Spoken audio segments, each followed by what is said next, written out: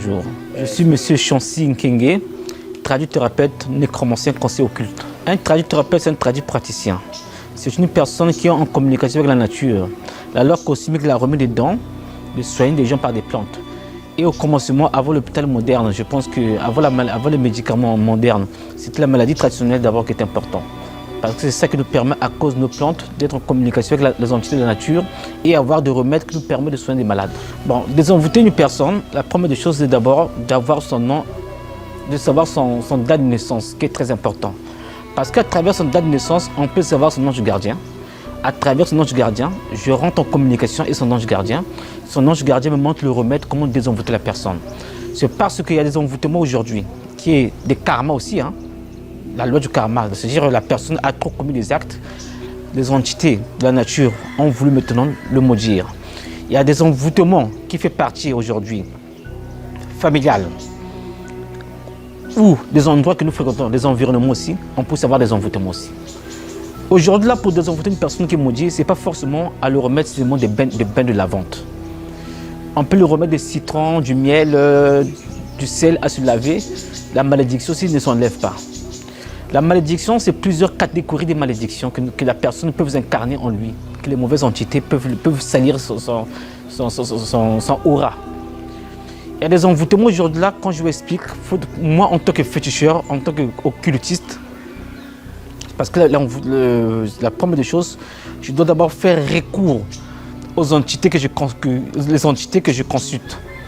Quand ces esprits me diraient la malédiction de tel monsieur ou de telle femme est comme ça, à travers là, j'aurai le remède à remettre à ce monsieur ou à cette femme et la femme là sera guérie définitivement. Mais si aujourd'hui je prends un talisman ou un fétiche, je le remets, ou des bains de lavande qu'il puisse laver, c'est difficile que la personne là soit désenvoûtée. Ça sera comme un simulacre que j'ai fait. Donc il faut que je sois d'abord en contact avec mes entités. Ce sont mes esprits qui me diraient, bah, écoutez, heureux de lui remettre un bain de lavande, ou bien remettre-lui telle prière qu'il fasse, avec telle bougie, il sera purifié, son aura sera lavé. Ou bien qu'il prenne ses urines, chaque 5 heures du matin pendant une semaine, la personne là sera purifiée. Ou bien qu'il se lave avec du sel et le parfum Saint-Michel. Donc ce sont les entités qui doivent dire. Il ne faut pas que quelqu'un est envoûté, il vient consulter un féticheur, le féticheur lui dit que non, à travers ça, tu seras guéri. Non, la loi cosmique ne permet pas ça. Il faut d'abord être en communion. Mais pourquoi lui-même Jésus-Christ, le Maître Christ, quand la personne qui est aveugle, il a pris la terre pour ouvrir les yeux de la personne, il a invoqué la garde dans les normes, les entités de la terre. C'était un message par télépathie qu'il avait capté et la terre a ouvert les yeux de la personne qui est aveugle. Donc ce sont les désenvoûtements qu'il avait fait pour lui, que le Maître Jésus avait fait à l'époque de l'ancienne religion que je parle, quand je parle du Christ. Donc chaque envoûtement, pour le désenvoûter, il faut être toujours en contact avec les entités et les entités te montrent le remède pour que tu puisses soigner cette personne. Sinon, beaucoup de gens voulaient être bénis, mais nombreux qui partent prendre des fétiches, les féticheurs pour le désenvoûtement sont pas envoûtés parce que le féticheur ne fait pas recours aux entités. Mais moi, je fais recours à mes entités.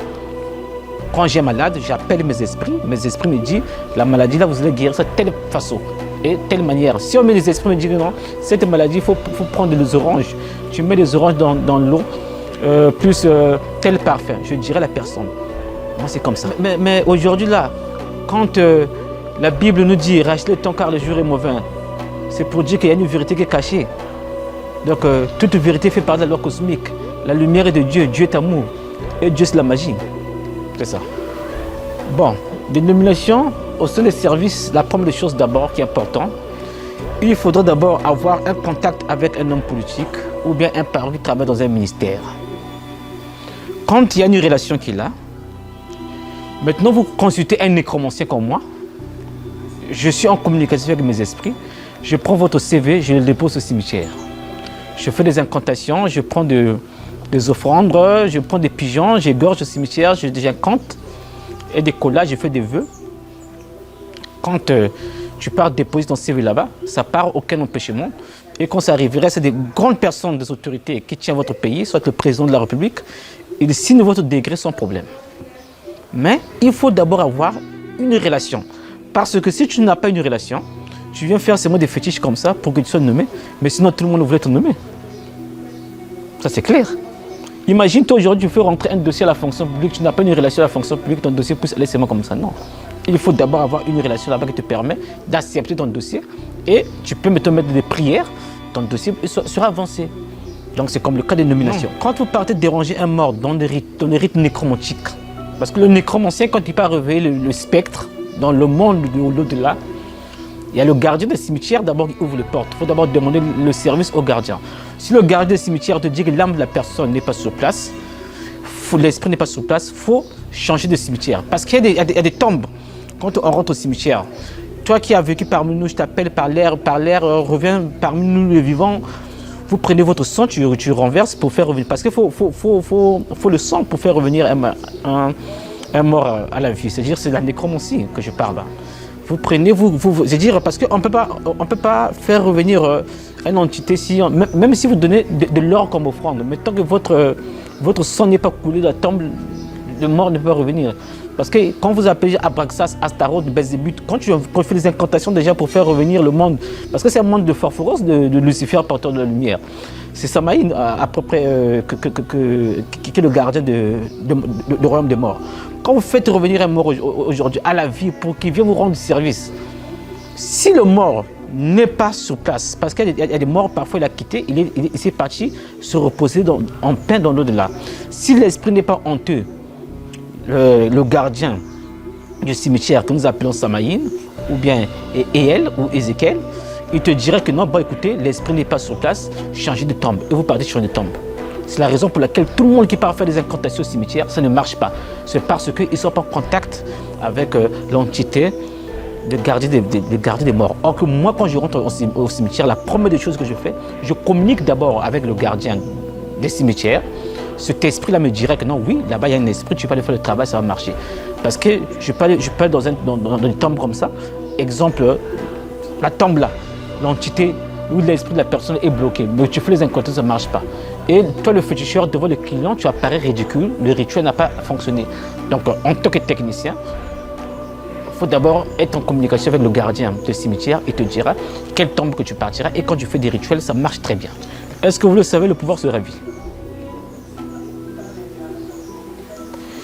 Aujourd'hui, il y a des envoûtements qui rendent le mariage parce que la femme est très belle. L'homme part faire des fétiches, il envoûte la femme. Il prend des bougies roses, on écrit le prénom de la femme sur des bougies roses. On prend des pommes, on cherche une rivière, on enterre ça au bord de la rivière. Pendant une semaine, la femme quitte son mari pour venir envers vous. Donc là, vous invoquez Lilith, la déesse Lilith. Ça fait partie de la Wicca, la magie wiccante, c'est des gens qui pratiquent la Wicca luciférienne. Ou dans les fétiches, vous prenez la feuille du marché. Quand vous rentrez le marché, là où rentrent beaucoup de gens dans les marchés, il y a des feuilles les feuilles de comment on appelle ça, les feuilles de manioc là. Vous écrivez le nom et le prénom de la femme.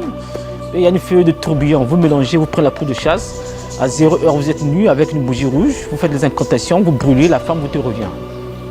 Là, la femme fuit son foyer. Mais la loi cosmique ne permet pas ça. La loi cosmique permet qu'aujourd'hui, la femme doit être destinée à vous. Moi, en tant qu'un occultiste, en tant qu'un magicien que je suis, je ne peux pas faire ça parce que moi-même, d'abord, je respecte la loi cosmique. Il y a des karmas, il y a des principes que je respecte. Aujourd'hui, tu peux venir me dire, non, je puisse éliminer la personne, spirituellement. Mais il faut que cette personne te fasse le mal pour que je l'élimine. Si la personne ne t'a pas fait du mal, je ne l'éliminerai pas. Parce que la loi cosmique qui respecte, la loi du karma. Donc, pour des femmes, les mariages, oui, il y a des mariages aujourd'hui dans le foyer qu'on nous trouvons. Des problèmes à tout moment. On peut prendre aujourd'hui là, le feu de laurier, vous brûlez de la maison, le feu de laurier. Ça calme et ça met la stabilité dans le foyer. Mais il y a des jours spéciaux que nous, les féticheurs, on connaît qu'on peut, et telle heure, on peut brûler le feu de laurier dans un foyer. Ça donne le calme et le mari te sera fidèle. Ça. Mais il y a des envoûtements aussi parfois. Ah, la femme là, son mari est trop riche. La famille jette des sorts parce que le mari s'occupe bien de sa femme, il jette un sort. C'est des malheurs. Donc il y a des envoûtements qui arrivent dans des foyers qui sont très inexplicables.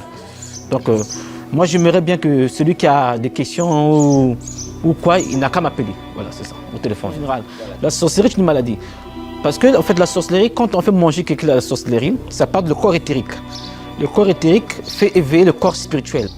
Maintenant, on peut désenvoûter la personne qui a la sorcellerie à distance, à travers son nom et prénom et son date de naissance. Donc la personne peut être soit il peut se trouver à l'Angola, ou il peut se trouver à la Mozambique. Depuis ici, là, on a son date de naissance. On active son ange gardien. Lui, là-bas, il vomit la sorcellerie.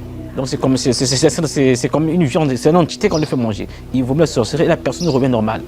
Ou sur place, on fait des incantations à travers son ange gardien. On le désenvoûte. C'est une maladie. C'est comme l'épilepsie. L'épilepsie fait partie aussi un peu de la sorcellerie. Il y a des épilepsies, c'est pas naturel. Quelqu'un peut avoir l'épilepsie. Il a la sorcellerie inconsciente, qu'on l'a remis sans se rendre compte. Donc il faut qu'on le désenvoûte. Moi, quand je soigne l'épilepsie, je sais comment sonner ça.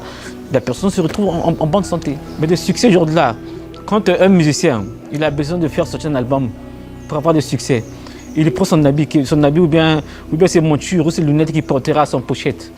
Ça dort soit au cimetière. On enterre ce cimetière avec un crapaud. On prend des feuilles, des piments de Guinée, on enterre ça avec un crapaud. On enterre avec sa photo. Bon, pendant 9 jours, le 10e jour, quand on lui remet les lunettes ou bien l'habit qui va porter la pochette de son album, quand il met ça là, quiconque regardera seulement son CD ou son clip, ils doivent l'aimer. Le succès est parti. Le succès est devenu fou. Ou quelqu'un veut jouer aujourd'hui là, stade, pour remplir le stade aujourd'hui, au stade de Martyr, au stade de quoi, pour remplir des stades. Aujourd'hui là, mais c'est pas facile, hein. Aujourd'hui, le magnétisme là, c'est pas facile. Hein? Aujourd'hui, je peux te réveiller un bon matin comme ça, j'ai rempli le stade de Massamadeba. Tu comprends? Il y a des entités, il faut faire recours. C'est-à-dire, on fait appel d'abord aux entités comme. Il y a témoin de nécromancien. Quand un musicien vient me voir, il veut jouer à un stade ou bien il veut jouer à un concert à Paris, Bercy. Bon, il y a des musiciens qui m'ont déjà consulté que je ne vais pas dire de non parce qu'on est sur la télévision. Un féticheur, un magicien ne trahit jamais les secrets des autres. Il vient te voir pour que tu fasses le rituel. Soit il va jouer à Bercy à Paris. Vous êtes au Congo-Brazzaville. Ou bien vous êtes à Kinshasa. Bon, son nom et prénom, comment il s'appelle? Il s'appelle XY, le nom du musicien d'abord. Le billet sera vendu tant. À travers son billet là, qui sera vendu à Paris, à Bercy. Moi, je prends ce billet-là. Je rentre au cimetière avec ce billet à 0 heure. Tout nu à 0 heure. Je fais des incantations avec ces chansons. Je prends le billet avec des bougies noires, j'allume là, je fais des incantations, je brûle ce billet. Quand le billet est brûlé, tout le monde qui regarde son billet à Paris pour que le musicien puisse aller jouer au Zénith, tout le monde doit acheter ce billet. Donc depuis ici, c'est travaillé, mais là-bas à Paris, on jette. Donc quand je brûle ce billet au cimetière, le cœur des gens se brûle aussi. C'est la même manière que les êtres humains sont votés pour payer ces billets et la personne là, même si les stades de France, ça sera plein. Parce qu'on a déjà fait des rituels, j'ai magnétisé, j'ai envoûté. C'est ça.